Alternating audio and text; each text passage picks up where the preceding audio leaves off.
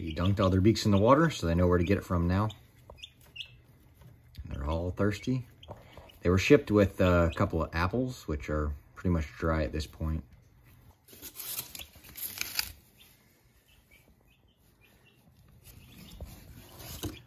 We ordered 12 straight run, and we got 12.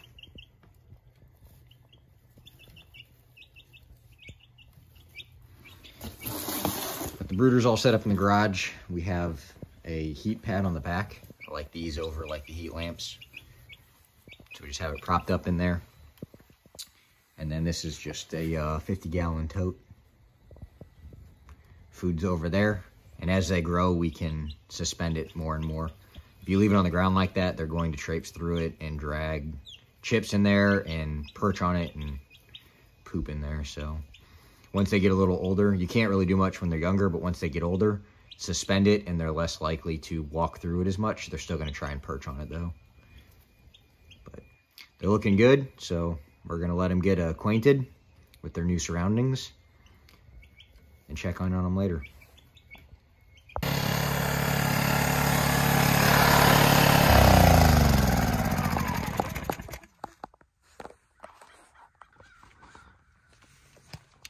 All right, so what happened was I got my American Bresse chickens about 7 weeks ago.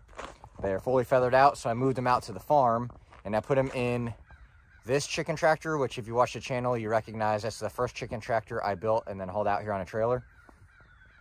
And it's my favorite chicken tractor when compared to this one here, which is more like a hoop house that's 12 feet long, 8 feet wide. Anyway, I had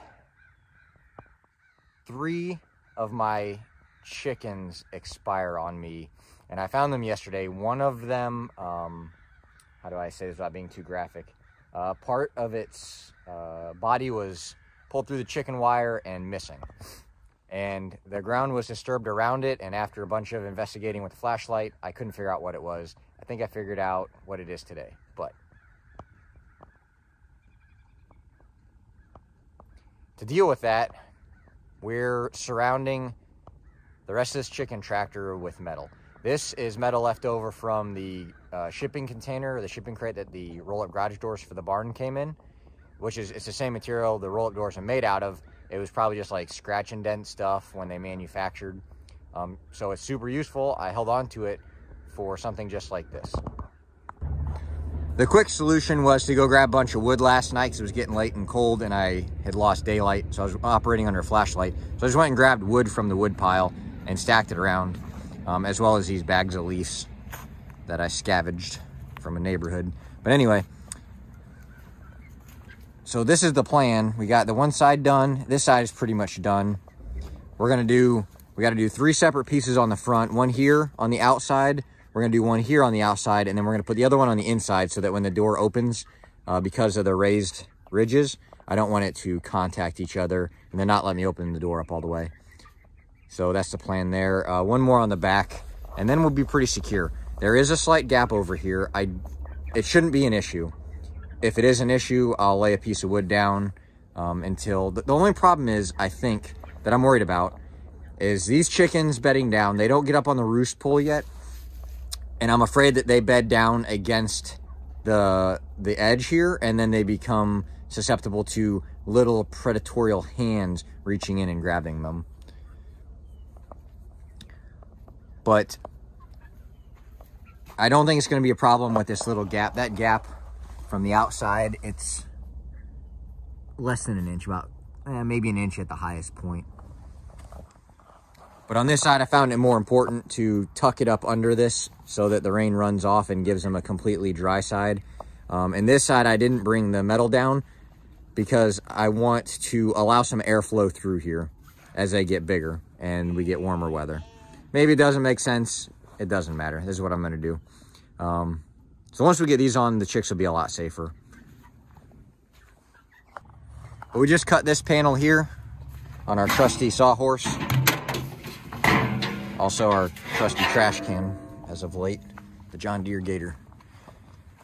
So we're just going to throw it on this backside here, and we're just using some basic self-tapping screws.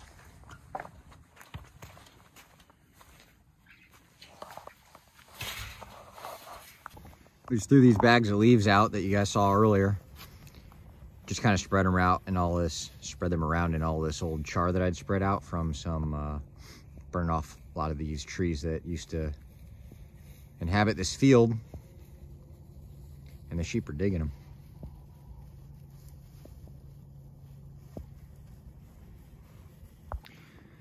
But here's this little chicken tractor all buttoned up. Got the back panel on finally. And then the front panels. And I said I was going to alternate inside outside. What I decided to do was just drop the 2 outer panels so that the notch would fit in between. So the ridge would fit in between like the valley on the panel. And it worked out pretty well. The door opens all the way with very little contact.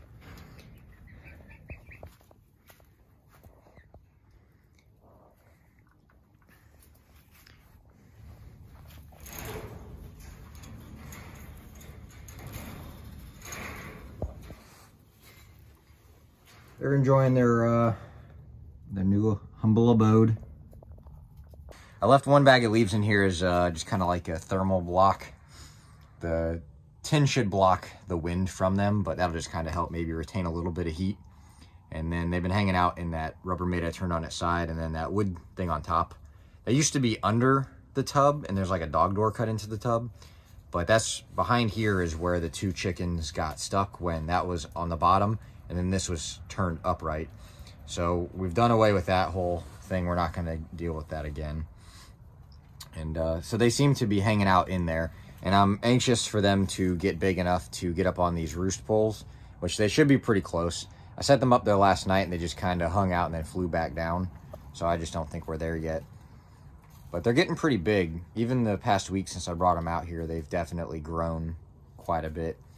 I took two home. I have one, I think she's a hen, and I took her home last night because she was kind of shivering and seemed to be stressed out from whatever events happened yesterday.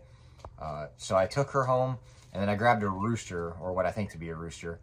This is my first time ever trying to sex chicks, and the method I used was their comb. From what I understand at this point in their life, the males should have a more pronounced comb than the females. So that's kind of what I went off of. So I grabbed a rooster and I grabbed a hen, the little hen, and I took her home, put her back in the brooder, gave her some heat. I use a heat pad up against one wall. Just I'm gonna let her grow out a little bit. She's small, and I just didn't want to lose another one. That would have been 4 of the 12, and these guys are 20 bucks a piece, and they're almost unattainable right now, because if you followed, I think I may have spoken about it before, it was an 8-week wait when I ordered them, and I got them at like I think almost week 16 from ordering, so I can only imagine what the wait time is for them now. And the breed is American Bresse, B-R-E-S-S-E. It's like the hotness probably last year. I usually join the party a little late. So, and what I've heard is their breast meat will marble. And I think that probably has to do with the way that they're finished, which is not necessarily how we're going to finish them. Milk and grain finished.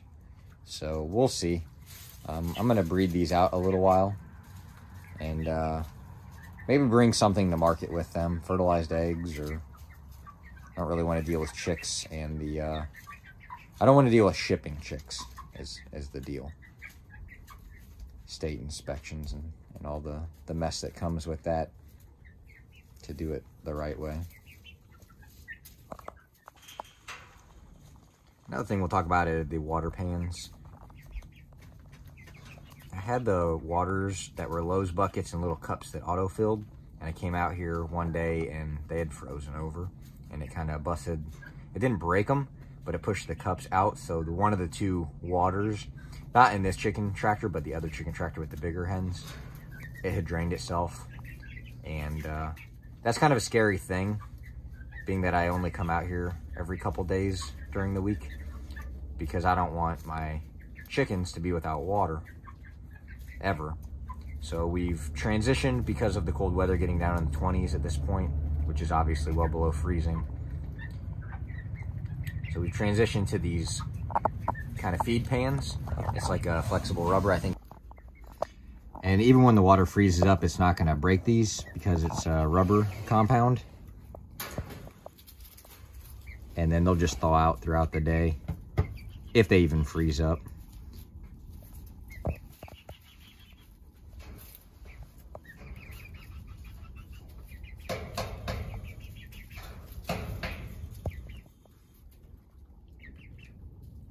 So as far as I can tell, that one there drinking water is a rooster. And you see the hen. I put leg on what I think are the hens. You see her comb's quite a bit smaller than some of the other ones, like that guy right there.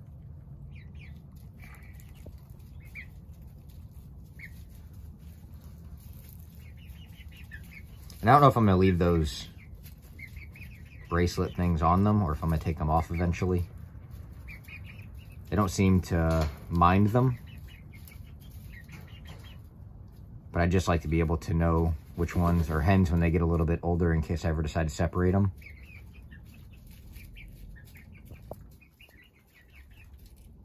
And also keep track for breeding's sake, what I can afford to cull to consume versus, you know, hens. Okay, don't be eating the plastic, dude. Well, there goes that plan. Now the bag's coming out because I don't need plastic in the digestive system.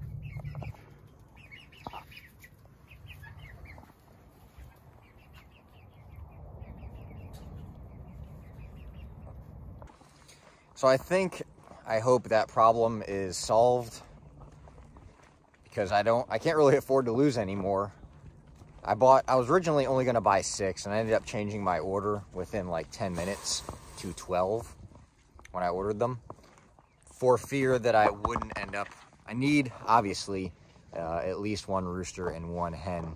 And with 6, I was worried that buying them straight run, because that's like the only way you can buy these. So I didn't want to end up with like all hens and no roosters, because for this to work, you need at least 1 of each so that you can get some eggs fertilized and then hatch out to increase my flock. So I figured with 12, I would have a better chance. And, you know, looking back now, if I'd only bought 6 and I'd be down 3 potentially, who knows what the universe would hold, go in a different direction. But half my flock would be gone at this point. So I'm glad I went with 12. I'm upset that I lost the 3 that I lost. That's not good for, you know, them. But being out here, you don't have a whole lot of control. You can't watch them 24/7. And all you can do is kind of provide them the safest area you can. And I felt like that 1-inch chicken wire on there was the safest. And it was some kind of freak accident that happened to lose all 3 of them.